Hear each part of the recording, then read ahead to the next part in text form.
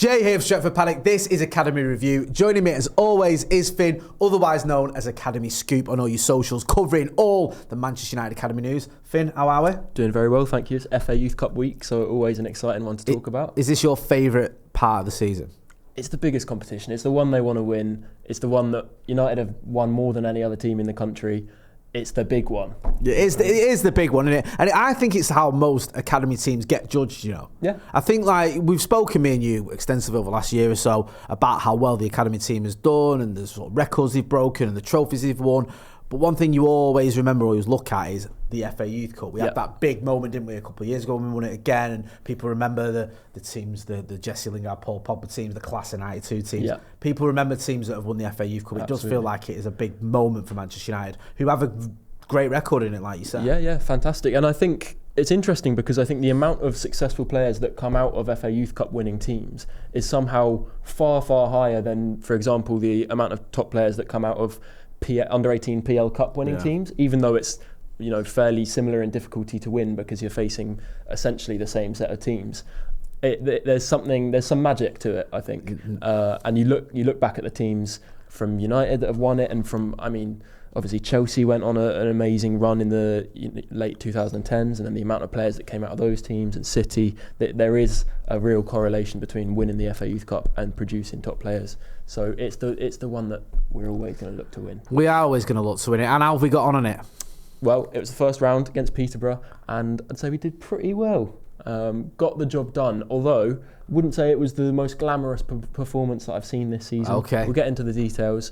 But there was one storyline ahead of the game that everyone was talking about, and there was kind of a bit of buzz around this, and it was the fact that Gabriel, our star man who we've been talking about all season, was expected to be in the starting lineup, becoming the youngest player to do so for Manchester United at just 15. He's only turned 15 a couple of months ago. This is both awe-inspiring and scary to me, because he's pretty much young enough to be my grandchild. Yeah. And he's playing at, academy level for Manchester United. Yeah, it's amazing. And you can't say that he doesn't deserve to be playing at this 100%. Level, because he scored 10 goals already in the PL North this season. He's on fire, to be honest. And so deserves every right to be in the starting 11. It was interesting, he's starting through the middle as of late in the last couple of weeks as more of a number 10. We've seen him play up front in wake of Louis Bradbury, who's been injured since the summer. So it's been interesting to see that he's been playing in a few different positions, which often United do with their better players, play them around and make sure that they're getting that versatility and adaptability in their development, because typically he's more of a natural left winger. So that was interesting to see. And it's almost, there was an inevitability about his performance, because it's just been a fairy tale story so far, the way that his development is unfolding. And of course it was him to open the scoring for United early, kind of halfway through the first half. Just a fantastic first time finish. The ball was laid off on the edge of the box by Junior Brown, who's also had a good performance on the evening. And Gabriel opened his body up inside of the foot, right into the bottom right corner from the edge of the box. Fantastic finish, and kind of what everyone was expecting. Yeah, you talk about that hype and the buzz around him. I'm struggling to remember a time when there was so much hype around a player. We've had it before, don't get me wrong. I remember that with Mason Greenwood, there was a lot of expectation. Obviously, he was a little bit older, but when Paul Pogba came in, someone like Ravel, I remember the conversations that were going on around him. But it does feel like JJ Gabriel is a player that everyone's been talking about for a long, long time, and it just feels like this is a player that the club and the fans and anyone who watched him think the sky's the limit with. Yeah, absolutely. I think it's probably all exacerbated by just how early he's doing it, the relative age of what he's achieving and how quickly he's developing and how quickly he's found himself in and amongst United's first team setup. He's been training on and off this season with the first team at just 15. He's definitely on track to be probably one of the youngest players to play for Manchester United if and when he gets his first team debut eventually. So everything's looking up with him, and there is certainly a buzz and a hype around him that I'm not sure I've seen it this much around a young player at United. And what comes with that is obviously a bit of worry as well that we've spoken about before, and it continues to be a topic of conversation about the potential of losing him, which is it's quite an unfamiliar conundrum for United to be facing, because for all our shortcomings in the last 10, 15 years, the one thing the academy does really, really well is producing, of course, and retaining our best talents. We're rarely faced with the threat of losing our best young players, and that's because the pathway has always been there. We've shown that. We've got the record for most consecutive match days with an academy player in the squad. That spans over 80 years. So, we've got a fantastic tradition and history of integrating young players.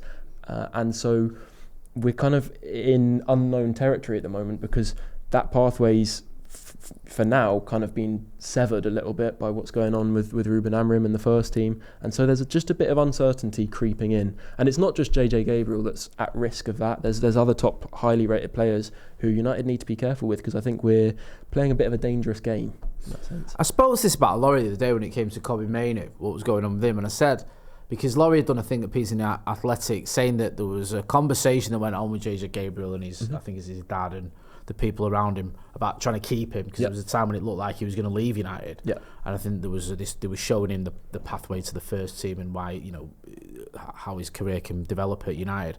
And I mentioned to Laurie, like, is there a concern that if you're looking at the first team and academy players, whether that's Mainoo or anyone else, aren't getting into it, some of these younger players and their parents, who have obviously a big say in what happens with the kids, are going to look at it and go, well, why should we stay at United if they've not got a pathway to that first team that they would have had in the past? And obviously the first team isn't doing that well anyway. Like, is that something that worries you, that this could sort of have a bit of a knock-on effect with players like JJ Gabriel and others? Yeah, I think it's a growing concern for me. I think in the past I've kind of exercised patience when it comes to Amorim and the youth. Obviously it's been a really rocky first 12 months for Amorim, so I've kind of been thinking, well, maybe for now he's just completely focused on results and wants to ensure that by playing the most experienced players. But I think it's getting on now a little bit, and there have been opportunities where I think it absolutely would have been the right thing to do, to bring a young player in. Even things like having 2 goalkeepers on the bench for every match day, and even having players like Terrell Malacia, who's not really been involved in the first team setup. He's clearly not got a future at the club.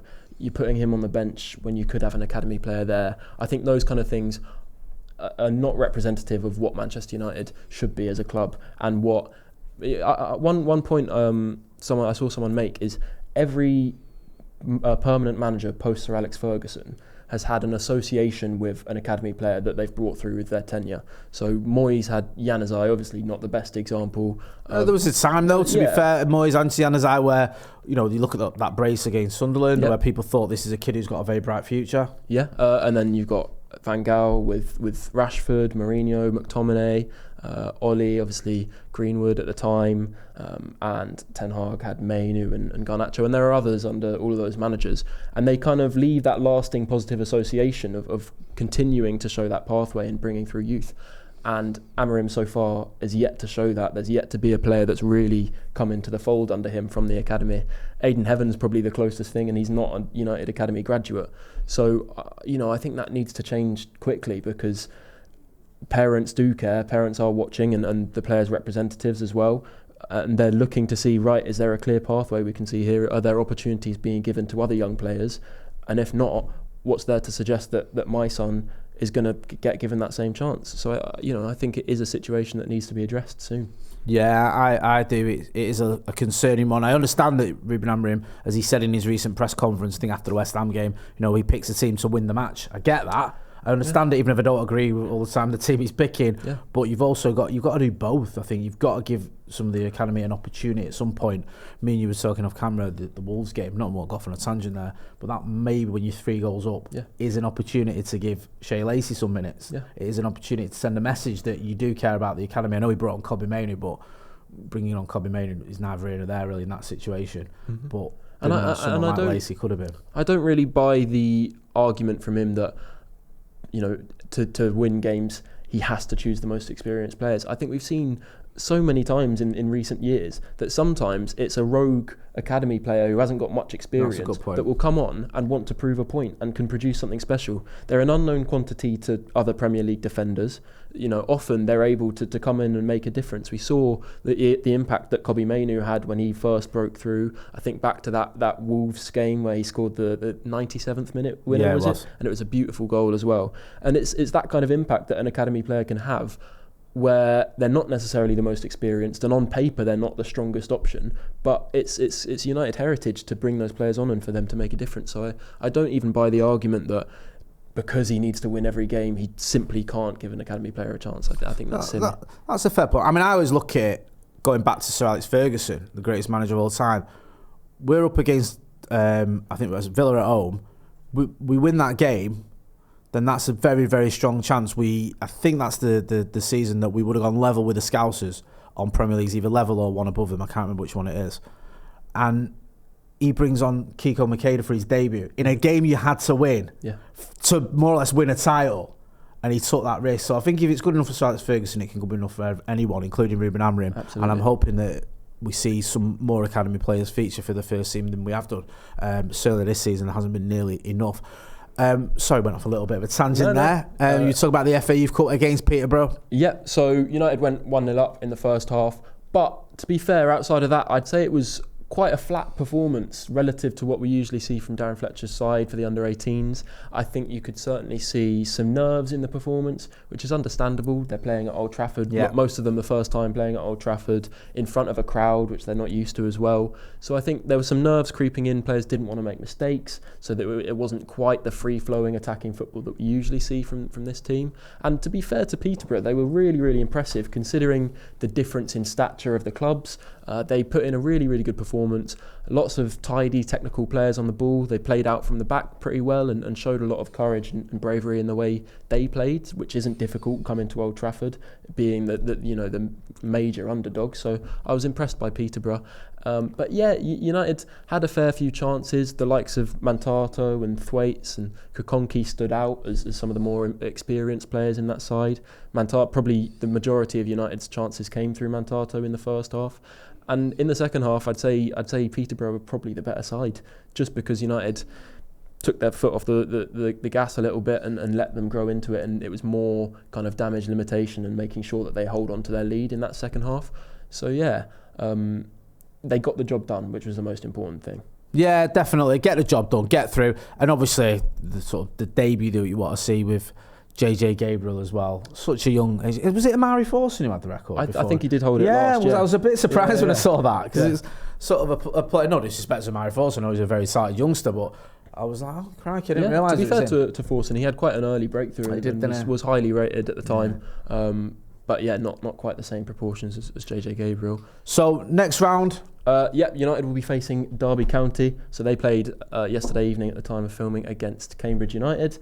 1-3-0. So that game, again, it's another home draw for United, so they'll be playing at Old Trafford, or they're at least expected to play at Old Trafford. That's yet to be confirmed. But it's really good that these games are being hosted at Old Trafford. Last year, they were at Lee because there were issues around resources and scheduling. The FA Youth Cup game should always be at Old Trafford. I think that's a good tradition that we've had in recent years. Yeah. Thinking back to the FA Youth Cup final in 22-23 that United won, where we filled 70,000 seats in Old Trafford. Against Forest. Yeah. It's good to see some Forest fans absolutely losing their heads during that game. It didn't matter to them. It did. I remember years ago watching... What was an FA Youth Cup final? I can't remember. 1995, I think it was, when Terry Cook scored the deciding penalty.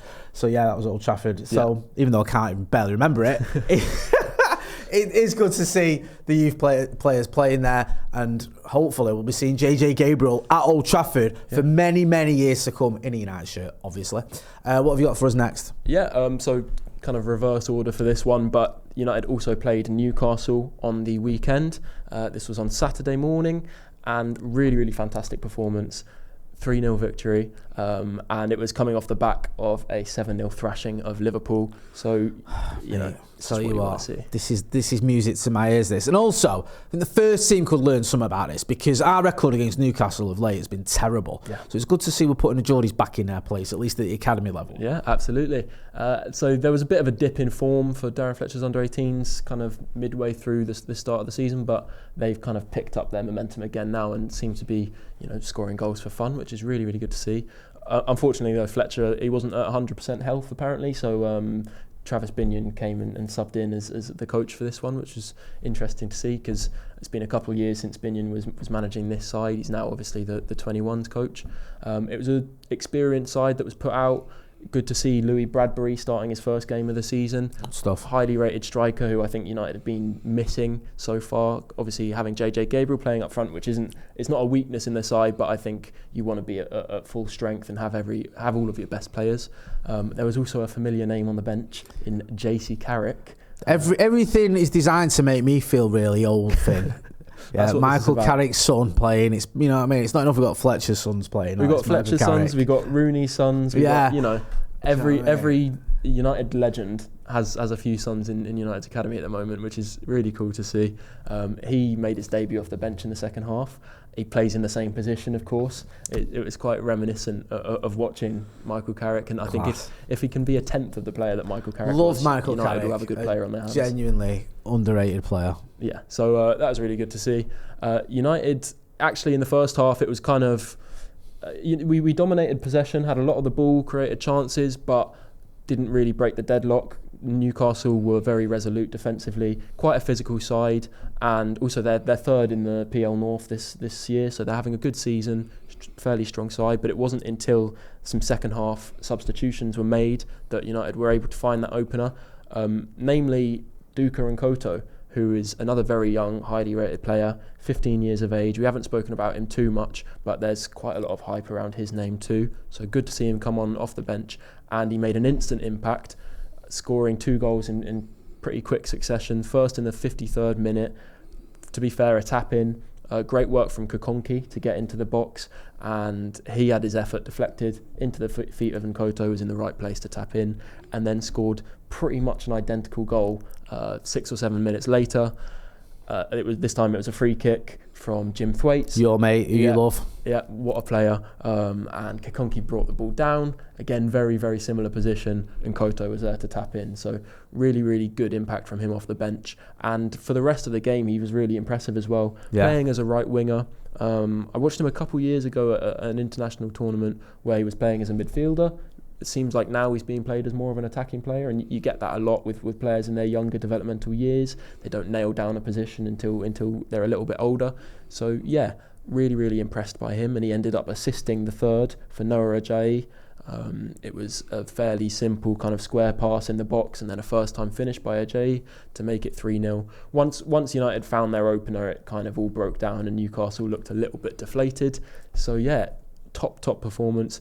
Jim Thwaites, fantastic again. Kakonki, probably United's best player for me. He was playing at left back. Obviously, he can play left back or centre back, but he was bombing up the pitch, being really, really influential on the ball, creating a lot of chances. Almost scored a solo run himself. So really, really good to see from him. And yeah, just a top performance for United. It's kind of insane, isn't it, with Kakonki? How, like, everything about him. It's such a weird profile. Yeah, because he's like, well, how tall, isn't he, like over 6'3", I think. Yeah, 6'4", whatever. Yeah. But great with his feet. Mm-hmm. Obviously, he's got pace, he's got skill, he's strong. You don't get many players who can play at fullback who are kind of his physical frame. Yeah, but whenever you talk about him, what I've seen of him myself as well, I think like very different type of player, but a great one as well. Far for a youngster, obviously it's only early days, so looks like another one who's got a bright future ahead of him. And your mate Jim Thwaites, I mean, you're running out of words, aren't you, with him? Yeah, really, really fantastic. It was the same with the FA Youth Cup. He's now captaining this side most games, and he just shows so much leadership and so much maturity on the ball, so much intelligence in terms of understanding his role, and the influence that he has dictating play from deep in the pitch. It's really, really nice to watch, and he kind of keeps United ticking and keeps that kind of structure and that attacking onus to keep playing forward.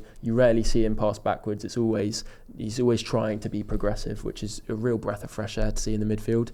And for me, he's another player who I really hope is going to be given a first team opportunity in the future. But again, it's hard to tell when that's going to happen.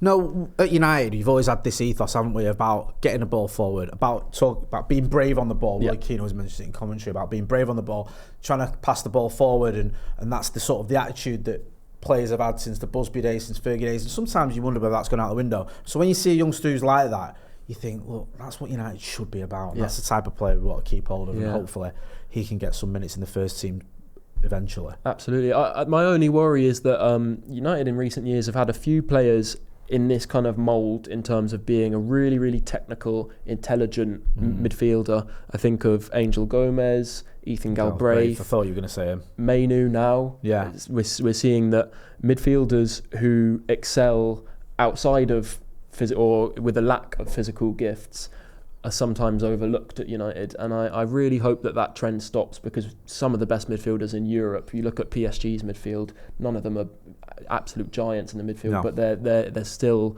so superb technically that they make it work, and they end up dominating midfields that are much more physical than them. So I hope that we can kind of switch up that trend and look to utilise the technical excellence of some of these young talents, because otherwise you lose out on really, really top players. So I really hope that's not the case for Thwaites, and obviously Kobbie Mainoo as well. This is one of the reasons why you've seen someone like Paul Scholes so vocal about it. Yeah. Because he's a player who's coming from that sort of mould, who knows what it's like. I mean, obviously Paul Scholes is the very, very top end of that, one of the greatest midfielders ever. But he wasn't a physical midfielder. No. He wasn't someone who was bombing up and down the pitch and flying. I think it's fair to say he excelled despite his physicality. But he's been very, very vocal, certainly when it comes to the Kobbie Mainoo situation, about it, because he can say, look, not every midfielder has to be a Carlos Baleba type. Yeah. Yes, there's a role for them in certainly modern football, but you want players who are technically good on the ball, who can progress it forward, who are confident and brave on the ball as well. And it'd be a shame if we just ignored that for the sake of only going for those who are, a bit more sort of energetic, shall we say. Yeah. But positive results and positive performances. Absolutely, yeah. Positive performances all round, so long may it continue. I'm glad you've been here to cheer us up. To be honest with you, we've had a win as well for the first team, so I don't want to be too doom and gloomy. It's not been that bad, has it? It's been a good win for the first team, and the academy doing very well as well. And JJ Gabriel, the man of the moment, the kid of the moment. Hopefully he'll be at United for many years to come. Finn, always a pleasure chatting to you. You've been on the channel a lot more. You're going to be on the channel a lot more as well, aren't you? We're going to have you on podcast, watch-alongs, all that stuff as well. So if you're not doing so, make sure you are following Finn Academy Scoop. That's been Finn. I've been Jay. This has been Academy Review. Don't forget to hit like, share and subscribe, and check out the merchandise. There's a link in the description, and thanks for watching.